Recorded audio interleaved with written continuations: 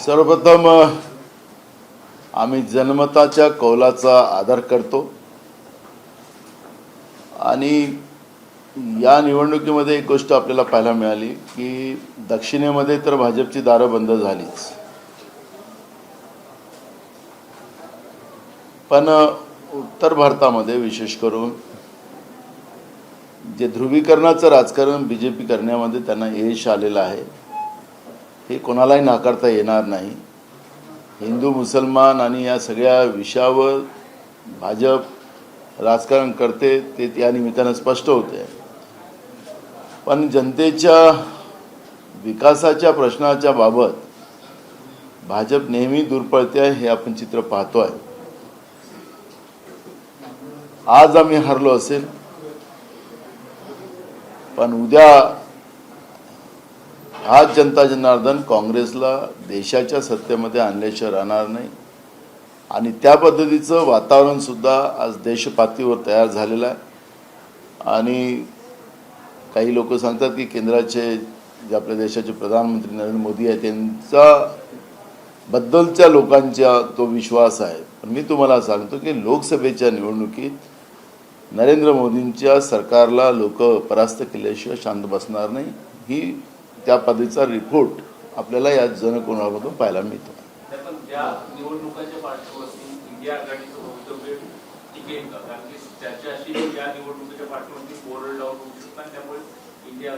आपल्याला लक्षात असेल की मागच्या जेव्हा हा सेमीफायनल झाला त्यावेळेस आम्ही छत्तीसगड जिंकलं, आम्ही मध्य प्रदेश जिंकलं आणि आम्ही राजस्थान जिंकलो, पण त्या निवडणुकीमध्ये त्या निवडणुका जिंकल्यानंतर 6 महिन्यानंतर ज्या लोकसभेच्या निवडणुका आल्यात त्या निवडणुकीमध्ये खासदार आमचे त्या ठिकाणी नाहीच्या बरोबर आलेत।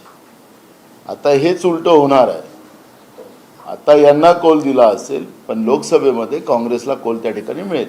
मध्य प्रदेशात ऑपरेशन लोटस सक्सेसफुल झाल्यानंतरही लोकांनी भाजपला पसंती दिली, उद्या हे चित्र महाराष्ट्रात दिसू शकेल। जे काही त्रुट्या आमच्या होत्या तिथं आम्हाला शिकायला मिळाल्यात, त्या त्रुट्या आम्ही भविष्यात दुरुस्त करू आणि पुढे जाऊ।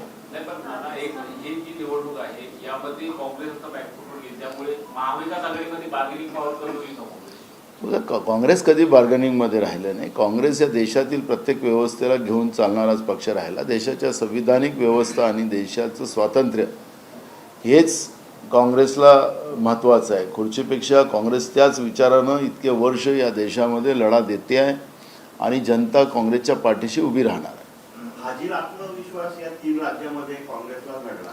मी आपल्याला सांगितलं की ज्या काही त्रुट्या आम्हाला या ठिकाणी मिळालेल्या आहेत त्या त्रुट्या दुरुस्त करून आम्ही पुढे जाऊ, पण लोकसभेमध्ये आम्ही विजय प्राप्त करू। मुख्यमंत्र्यांनी म्हटलं की भारत जोडो नाही भारत तोडो यात्रा राहुल गांधींनी केली, इथे जोडायचं आणि बाहेर भारत तोडो त्याला लोकांनी त्यांना काय चेष्टा करायचा तो त्यांचा प्रश्न आहे। राज्यामध्ये शेतकरी रोज आत्महत्या करतात, त्याच्यावर बोला ना।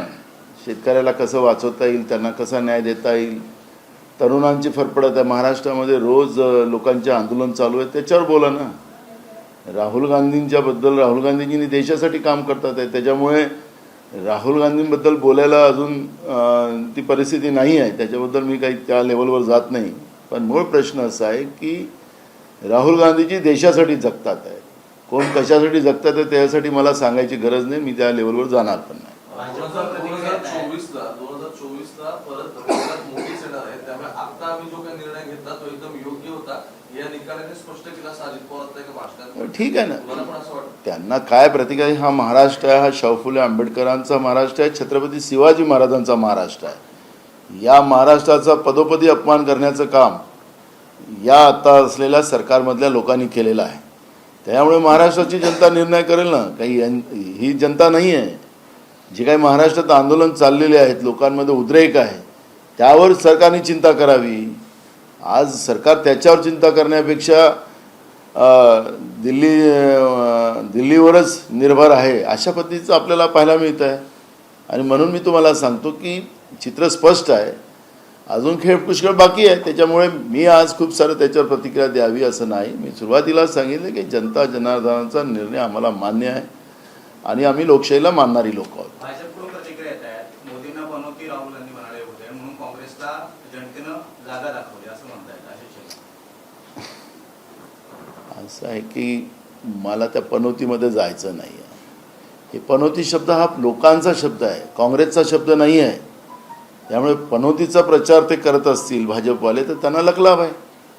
त्यामुळे ज्या स्टेडियमचं नाव सरदार वल्लभभाई पटेल होतं त्या स्टेडियमचं नाव बदलवलं गेलं.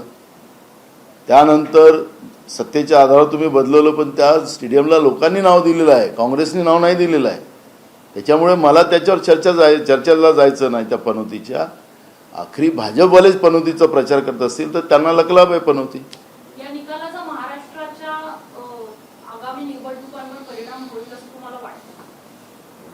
बिलकुल. मी तुम्हाला सांगितलं की ज्या काही त्रुट्या आम्हाला या राज्यात झाल्या, जिथं आमचं नुकसान झालं, आम्ही तेलंगणात का आम्ही जास्त जागा निवडून आणू शकलो, त्याचे काही आम्हाला त्याच्यातले काही गोष्टी शिकायला मिळाल्या. आणि तुम्हाला सांगतो की हे आम्हाला खऱ्या अर्थानं पुढच्या निवडणुकीसाठी महत्त्वाचं राहिलेलं आहे. आणि ज्या त्रुट्या आहेत त्या त्रुट्या दुरुस्त करून आम्ही पुढे जाऊ. आणि उद्याचं दिल्लीतलं सरकार हे काँग्रेसचंच आणि काँग्रेस प्रणित राहणार आहे, हे मी तुम्हाला आतापासून सांगतो.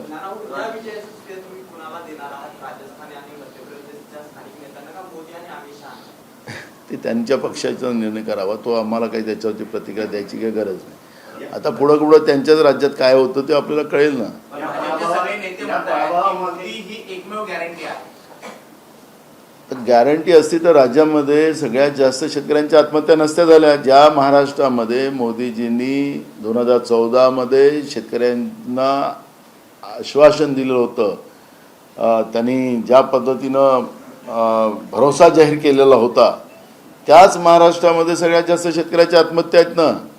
शेतकऱ्यांना भरोसा राहिला असता, तरुणांना भरोसा राहिला असता, किंवा महागाईबद्दलचं यांच्या हातात कंट्रोल राहिला असता तर लोकांनी आत्महत्या केल्या नसत्या. गृहिणी आत्महत्या करतात आहे, शेतकरी आत्महत्या करतात आहे. ह्यांनीच महागाई कमी करायची भूमिका मांडली होती.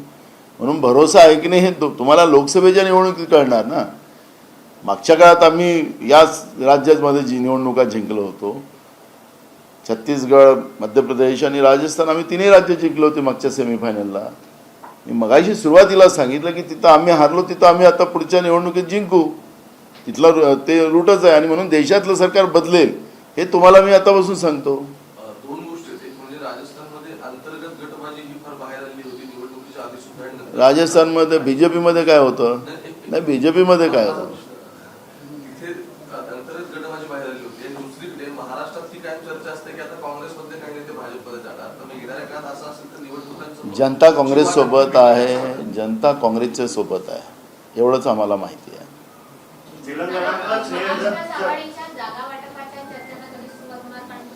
आता होईल ना. आता झाले.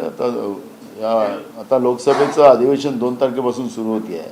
तिथं दिल्लीमध्ये त्या सगळ्या चर्चेची वाटाघाटी सुरू होतील. तेलंगणातलं श्रेय राहुल गांधींना दिले जाते, तसं 3 राज्यात मी राहुल गांधींचं आमचं नाही. राहुल गांधींनी स्वतः सांगितलं की आम्ही हे सगळ्या कार्यकर्त्यांचा आणि काँग्रेस जनांचा आणि त्या राज्याच्या जनतेचा हा विजय असं सांगितलेलं आहे. त्याच्यामुळे राहुल गांधी स्वतः श्रेय कधीच घेत नाहीत. कर्नाटकमध्ये आम्ही जिंकलो तर राहुल गांधींनी तेच सांगितलं.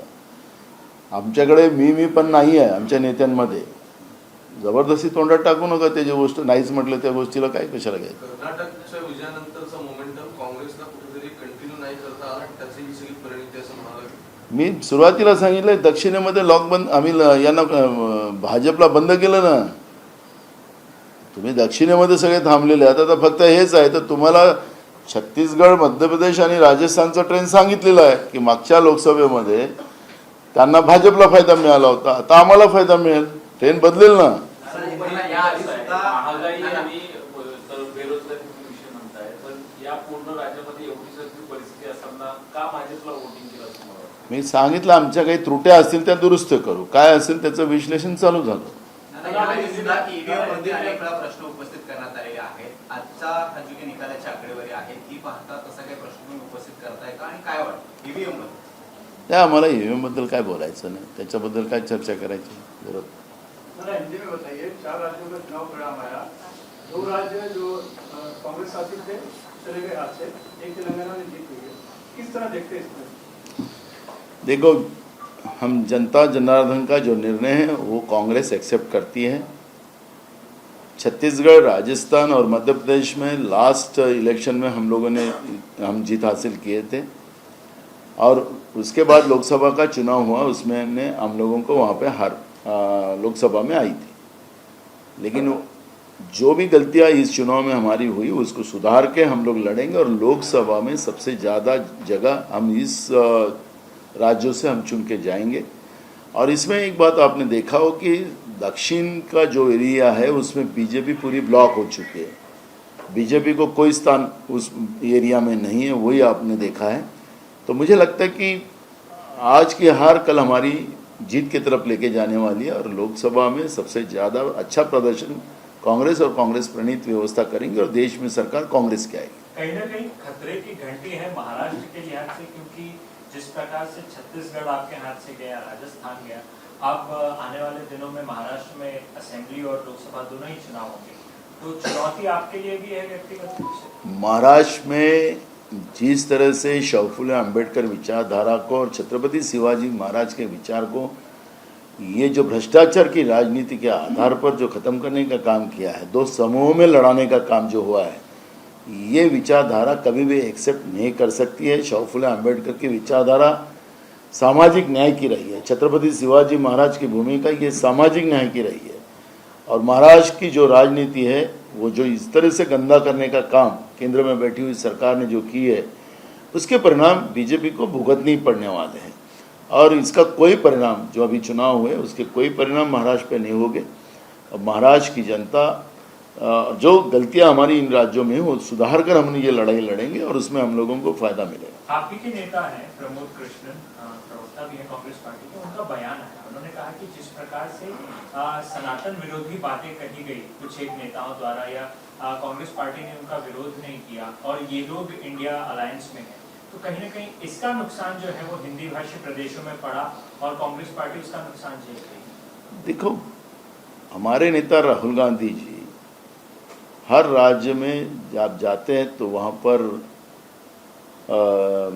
भगवान शिव जी हो, हनुमान जी हो, दुर्गा जी हो, सब मंदिरों में जाते हैं, सनातन धर्म का आदर करते हैं। मैं खुद हिंदू हूँ, हम लोग करते ही है, किसी को सर्टिफिकेट नहीं दिया है, कोई प्रमाण पत्र नहीं दिया कि ये सनातन धर्म वाले यही प्रमाण पत्र देंगे। मूल सब्जेक्ट है कि इस तरह का क्लाइमेट बनना और बनाना जो बीजेपी की फितरत है, उसके आधार पर ये खेल खेलते रहते हैं।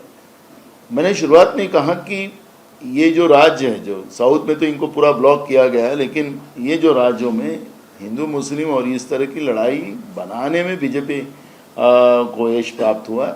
जो गलतियां हमारी हुई है उसमें सुधार कर हम इसके आगे जाएंगे। हम धन की बात नहीं करेंगे। आखिरी मूल सब्जेक्ट है कि इस देश के सभी जाति धर्म के लोग एक साथ रहकर हमारा देश महासत्ता और बलशाली बनाना, ये सपना कांग्रेस पार्टी का है। आपस में दो धर्मों को और दो जातियों को लड़ाना ये कांग्रेस की फितरत नहीं है और कांग्रेस ये काम कभी नहीं करेगी। आज जो चुनाव परिणाम से साफ हो गया कि 2024 में मोदी फिर से आ रहे हैं, रास्ता साफ हो चुका है। वही हमने आपके सवाल का जब जवाब दिया कि लास्ट इलेक्शन में छत्तीसगढ़ भी हम जीते थे, मध्य प्रदेश भी हम जीते थे, राजस्थान भी जीते थे, वही सांसद बीजेपी के आ गए थे। अब ट्रेन हमारे फेवर में आ गया। जो गलतियां हमारी हुई है वो गलतियां सुधार कर लोकसभा में ज़्यादा से ज़्यादा सांसद ये तीनों राज्य में और पूरे देश से कांग्रेस की जाएंगे और देश में कांग्रेस की सरकार आएगी, कांग्रेस प्रणीत सरकार आएगी। अंतर कलह ये कांग्रेस की सबसे बड़ी कमजोरी रही है। राजस्थान में भी ये देखने को मिला। महाराष्ट्र में क्या आने वाले दिनों में इस जो अंतर कलह की बात की जाती है उसको सुधारेंगे आप लोग? क्योंकि ऐसे कई नेता हैं जो बताया जा रहा है कि आने वाले दिनों में भारतीय जनता पार्टी में प्रवेश भी कर सकते। देखो, राजस्थान और मध्य प्रदेश में बीजेपी में जो कलह था वो आपके मीडिया के माध्यम से दिखाया जा रहा था। कांग्रेस में कोई कलह नहीं था।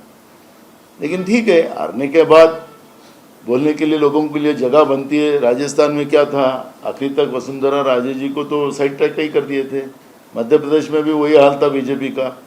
तो मूल सब्जेक्ट आपसी मतभेद जो आता है वो हारने के बाद ये बातें सामने लाई जाती है। लेकिन बीजेपी में कितना आपसी मतभेद थे वो भी आपने देखा है। तो मैं जाना नहीं चाहता उस विषय में। लेकिन महाराष्ट्र ऐसे स्टेट है कि ये हमेशा कांग्रेस विचारधारा का रहा है। और अब तुमको मैं बोलता हूँ कि कांग्रेस और कांग्रेस अलायंस महाराष्ट्र में बहुमत में सत्ता में आए. चलो, thank you. मराठीमध्ये शेवटचा प्रश्न. बुलढाण्यामध्ये भाजपच्या तालुका अध्यक्षाच्या निवडीवरून 2 गटात हाणामारी झाली आहे आणि 4 जण जखमी झालेत, भाजपचे कार्यकर्ते आहेत आणि दोन्ही गट आता पोलीस स्टेशनमध्ये पोहोचले. मेहकरमधली घटना आहे. मेहकर हे शाहू मार्तंडे राज्यकारणी आणि तुंबळहरामध्ये 4 जण गंभीर जखमी. नाही नाही, श्याम उमाळकर काँग्रेसचे आहेत, भाजपचे नाही आहेत. हे भाजपचे आपसातले मतभेद त्या ठिकाणी मारपीटवर आलेले आहेत. भाजपमध्ये यादवी कशी माजलेली आहे महाराष्ट्रामध्ये त्याचं उदाहरण आहे. मी विदर्भातला आहे, त्याच्यामुळे विदर्भामध्ये भाजपची काय परिस्थिती आहे ते मला सगळ्यात जास्त माहिती आहे. आणि त्याचं एक सगळ्यात मोठं उदाहरण अमरावती पदवीधर मतदारसंघामध्ये आमचे लिंगाडे त्यांच्या महत्त्वाच्या माणसाला पाडून आलेत निवडून. आणि तुम्हाला तेच सांगतो की विदर्भात एकदम काँग्रेससाठी बहुमताचं वातावरण त्या भागामध्ये आहे. भाजपमध्ये यादवी माजलेली आहे आणि नुसतं विदर्भातच नाही तर संपूर्ण महाराष्ट्रामध्ये भाजपमध्ये यादवी माजलेली आहे. त्यांचे बाहेरचे आणि जुने या सगळ्या विषयावरचा वाद मोठ्या प्रमाणात आहे. आता पुढच्या काळात जेव्हा जेव्हा महाराष्ट्रामध्ये हे निवडणूक प्रक्रिया होईल, आपल्याला आत्ताच समजा स्थानिक स्वराज्य संस्थांच्या निवडणुका झाल्या असत्या महाराष्ट्रामध्ये तर आताच या भाजपचं खरं यादवी आपल्याला पाहायला मिळाली असती. त्याच्यामुळे मला त्यांच्या पक्षाबद्दलचं काही जास्त बोलायचं नाही आहे. पण ही जी काही यादवी आहे ही तर झाकी आहे और अभी बहुत बाकी है. अंतिम प्रश्न होगा हिंदी में कि जिस प्रकार से राहुल गांधी बार बार प्रधानमंत्री को पनौती कह रहे हैं, कहीं ना कहीं ये ड्रॉबैक रहा कांग्रेस पार्टी का इन चुनाव में. देखो, राहुल गांधी जी की जो सभा राजस्थान में चल रही थी, आप उसके वीडियोस आपके पास है, और जब भाषण दे रहे थे तो पब्लिक से वो पनौती आवाज़ आना शुरू हुआ. अब मूल सब्जेक्ट है कि ये स्टेडियम से जब ऑस्ट्रेलिया और भारत का जब फाइनल मैच हो रहा था वर्ल्ड कप का, तब जब वहाँ पे जो की घटना हुई तो लोगों ने नाम दिया है पनौती. ये कांग्रेस ने नाम नहीं दिया है, ये देश के युवाओं का आवाज़ है, देश की जनता का आवाज़ है कि किसी को उन लोगों ने पनौती कहा है. अब वो पनौती कहा है तो बीजेपी उसको प्रचार कर रही है. अब पनौती उनके लिए प्रचार का माध्यम बन गया तो करे वो. कांग्रेस पनौती का कैंपेन नहीं कर रही है, बीजेपी ही पनौती का कैंपेन कर रही है. तो अब करे वो, देश की जनता हिसाब लेंगी उनसे. तुम्ही असं म्हणता की ध्रुवीकरण करण्यामध्ये भाजपला यश आलं आणि त्याचं परिवर्तन सत्तेची पुन्हा सत्ता येण्यात झाली. महाराष्ट्रात आता हीच परिस्थिती आहे की पोलरायझेशन वाढलेलं आहे, जातींचे विषय असतील किंवा सत्तेतलेच काही नेते त्याला आणखी खत पाणी घालतायत. अशा वेळी मग महायुतीचं पुन्हा सरकारनं याचा रस्ता सुकर झाला असं म्हणायचं काय? सरकार त्यांची आहे, कायदा सुव्यवस्था सांभाळायची त्यांची जबाबदारी आहे, न्याय द्यायची जबाबदारी त्यांची आहे. त्याच्यामुळे आम्हाला त्याचे प्रॉब्लेम काय आहेत? आम्ही सरकारला वारंवार सांगतो आहे, सरकार ऐकायला तयार नाही. सरकारने या महाराष्ट्राचे उद्योग या निमित्तानं सगळे गुजरातला पाठवायचा निर्णय घेतलेला आहे. महाराष्ट्राला गरीब करण्याचं पाप चालू केलेलं आहे. छत्रपती शिवाजी महाराजाच्या या महाराष्ट्राला बर्बाद करण्याचा निर्णय भाजपनी आणि भाजपच्या सोबत असलेल्या लोकांनी केलेला आहे हे महाराष्ट्राची जनता समजते आहे. त्यामुळे हा जो ध्रुवीकरणाचा जे पापाचा हंडा त्यांच्यावरच फुटणार आहे, त्याच्यामध्ये आम्हाला चिंता करायची गरज नाही. थँक्यू. आम्ही सुरुवातीला पण त्यांना डोक्यावर घेतलं नव्हतं आणि आता पण घेत नाही, त्याच्यामुळे आम्हाला त्याचं काही टेन्शन नाही. एबीपी माझा, उघडा डोळे बघा नीट.